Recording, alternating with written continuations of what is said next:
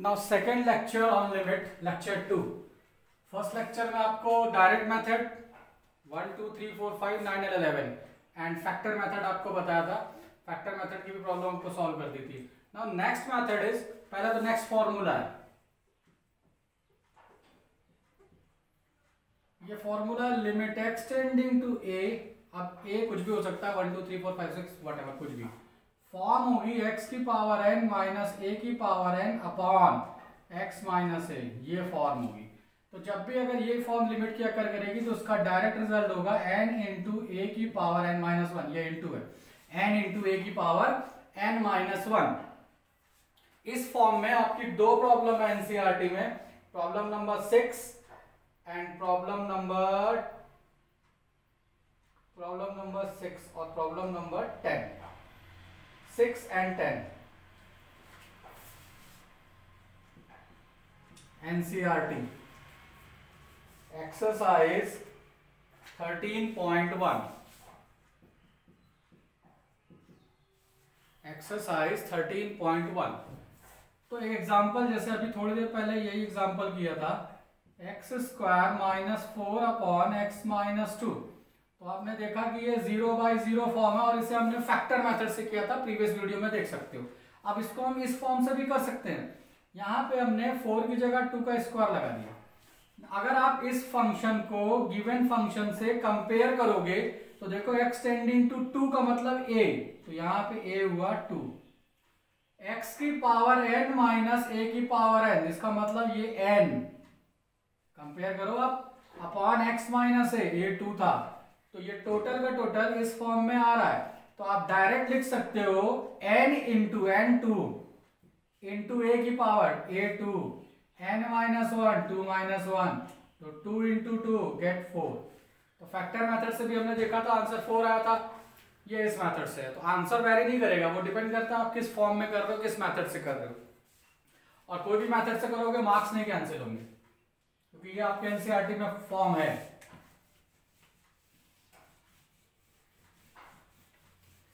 कभी कभी ये रहेगा कि प्रॉब्लम डायरेक्ट नहीं रहेगी, तो आपको इस फॉर्म में आपको ले जाना पड़ेगा। जैसे क्वेश्चन नंबर 6 भी काफी अच्छा है, क्वेश्चन नंबर 10 भी काफी अच्छा है। क्वेश्चन नंबर 6 है x टेंडिंग टू 0,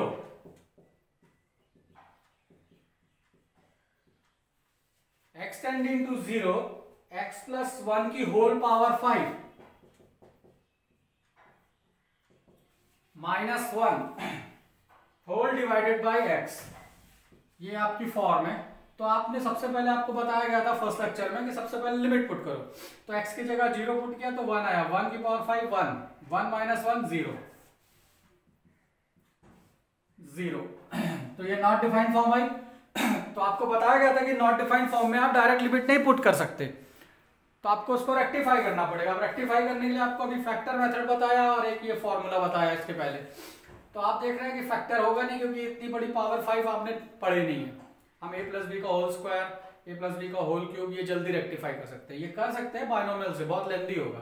तो इसका मतलब ये सेकंड फॉर्म में जनरेट होगा, मगर सेकंड फॉर्म में आपको लिखा है नीचे x माइनस a था, ऊपर x की पावर n माइनस a की पावर n था। तो यहाँ भी अभी ऐसा कुछ नहीं दिख रहा है, तो यहाँ पे क्या होगा, शिफ्टिंग। तो हम इस पूरे को x प्लस 1 को लेट कर लेते हैं z, कुछ भी लेट कर लो, वो मैटर नहीं करता। नाउ x टेंडिंग टू 0, तो x की जगह 0 पुट करेंगे तो 1 आएगा, तो 1 किसके इक्वल आएगा, z के इक्वल आएगा। तो लिमिट अब x की जगह चेंज हो जाएगी, z से चलेगी, z tending to 0, sorry z tending to 1 आया। अब x प्लस 1 को z लिया था, तो ये हो गया z की पावर 5, और x की जगह हो जाएगा z माइनस 1, ये 1 इधर चला जाएगा। अब आप देखो ये उस फॉर्म पे आ रहा है जो आपको लिखाया था, x की पावर n माइनस a की power n upon x minus a। तो यहां पे हम 1 को 1 की पावर 5 लिख दे तो कोई फर्क नहीं पड़ेगा। अब इसको इससे कंपेयर करोगे तो ये a है, मतलब ये, और n ये है, तो n इंटू a की पावर, तो 1 की पावर कुछ भी करोगे तो 1 ही आएगा। तो ये आंसर हो गया। Answer is 5 of question number 6।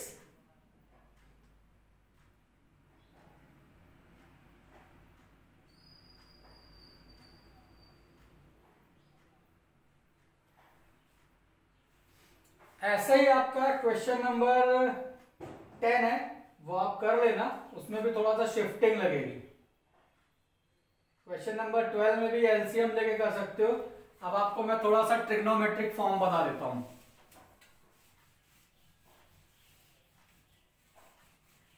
तो 13.1 ऑलमोस्ट फिनिश्ड होने वाली है।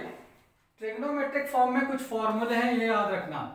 लिमिट एक्स टेंडिंग टू 0, अगर साइन एक्स अपॉन एक्स आपको कहीं पे भी दिख रहा है वो इक्वल टू 1 होता है, या एक्स अपॉन साइन एक्स दिख रहा है वो भी इक्वल टू 1 होता है।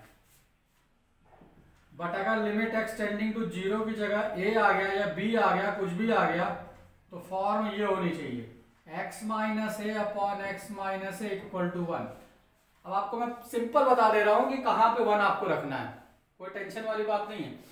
जब हमने x की जगह a रखा तो a माइनस ए 0, तो साइन 0 0 होता है, a माइनस ए 0 तो ये भी 0 हो गया। तो जब भी कोई लिमिट फंक्शन में पुट करने से अगर न्यूमरेटर भी 0 आ जाता है, डिनोमिनेटर भी 0 आ जाता है, तो आरएचएस में हमेशा 1 लिख देना, कोई टेंशन वाली बात नहीं। यहां भी वही चीज थी। Limit x tending to 0 tan x upon x भी 1 होता है, या x अपॉन tan x भी 1 होता है। Limit x tending to infinity, ये फॉर्मूले हैं, sin x अपॉन x ये 0 होता है। Limit x tending to infinity cos x upon x ये भी 0 होता है। तो दीज आर द फॉर्मूले ऑफ ट्रिग्नोमेट्रिक फंक्शन। इसमें भी शिफ्टिंग वाले क्वेश्चंस आएंगे। पहले एक छोटे छोटे एग्जांपल कर लेते हैं। आपको क्या बताया, 0 ऊपर आना चाहिए, 0 नीचे आना चाहिए।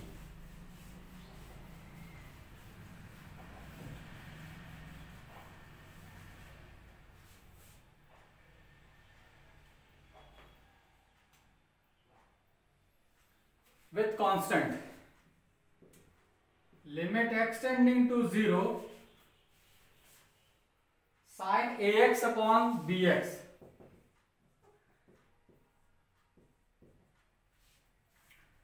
अब हमने अभी थोड़ी देर पहले पढ़ा था limit x tending to 0 sine x upon x 1 होता है।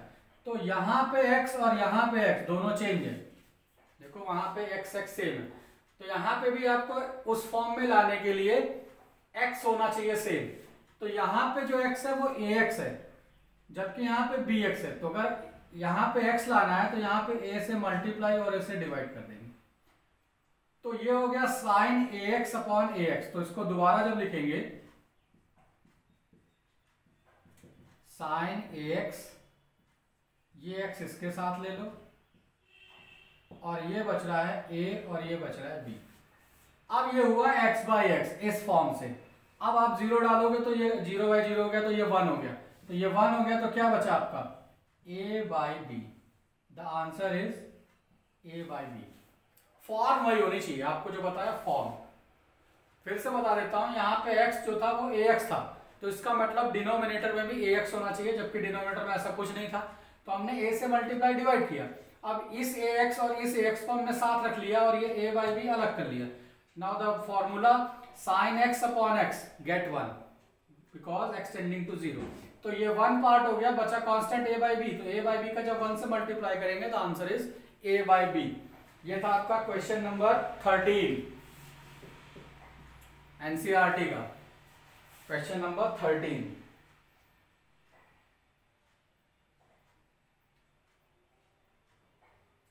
ट्रिग्नोमेट्री में भी कहीं पे भी आपको डायरेक्ट कुछ दिख जाए आंसर, तो वहां पे डायरेक्ट पुट कर दो। जैसे क्वेश्चन नंबर 16 है,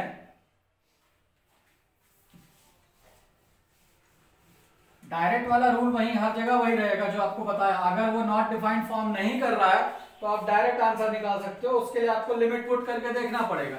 like question number 16। Question number 16 में है x tending to 0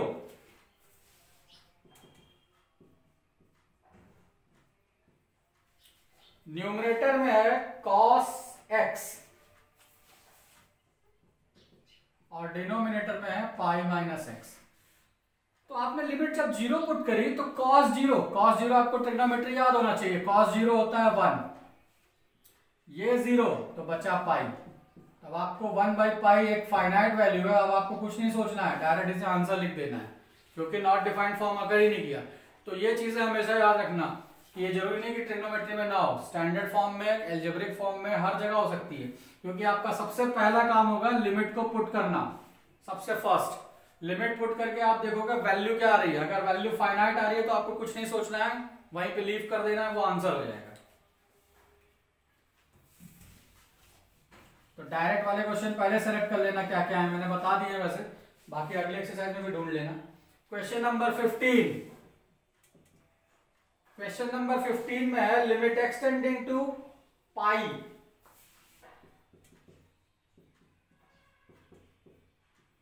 limit extending to pi sine pi minus x, sine pi minus x whole divided by pi, pi minus x. अब देखो ये direct, अभी आपको एक फॉर्मूला लिखवाया था ये वाला, limit extending to A sine X minus A upon x minus A, इसे मैंने लिखा था 1, ये उसी फॉर्म में है। यहाँ पे ए की जगह पाई आ गया, तो आपने जब x की जगह पाई रखा तो पाई माइनस पाई 0, तो ये 0 बन गया, पाई माइनस पाई 0, तो ये भी 0 बन गया। तो मैंने आपको बताया था अगर वो 0/0 फॉर्म, दोनों चीजें एक जैसी होनी चाहिए। अगर वो 0/0 फॉर्म बन रहा है तो दैट इज 1, तो ये पार्ट हो गया 1, तो बचा क्या 1/पाई। डायरेक्ट आंसर लिखो 1/पाई, राइट। तो ट्रिग्नोमेट्री के क्वेश्चंस भी आपको हैं ऐसे मिलेंगे।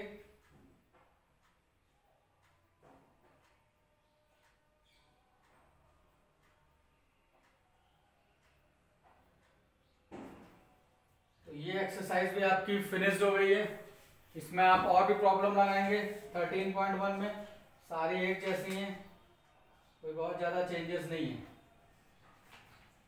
एक और करा देता हूं मैं आपको, क्वेश्चन नंबर 18,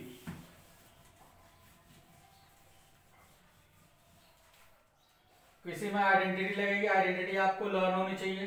15 हो गया, 16 हो गया, 17 आप करना, आइडेंटिटी लगेगी। 17 आप करोगे, 18 में बता दे रहा हूं लिमिट एक्सटेंडिंग टू 0,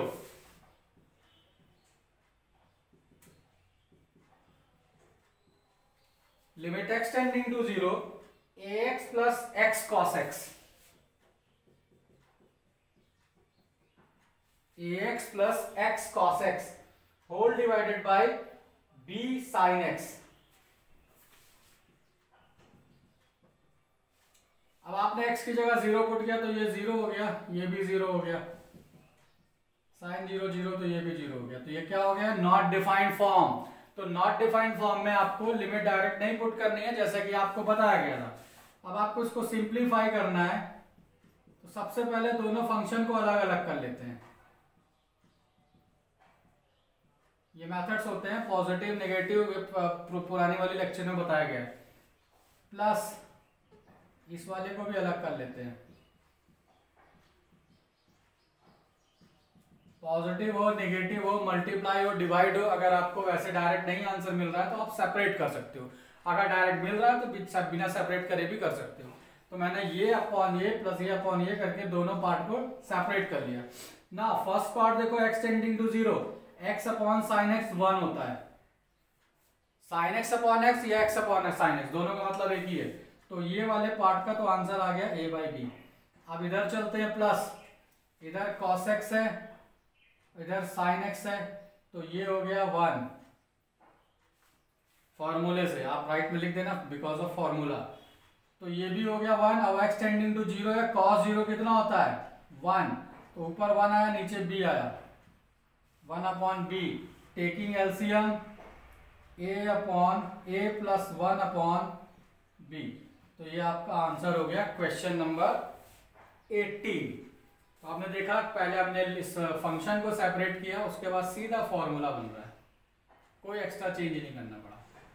तो आप एक्सरसाइज 13 को कंप्लीट करो, नेक्स्ट वीडियो में आपको उसके आगे जो फर्दर मेथड होगा वो अपडेट करूंगा।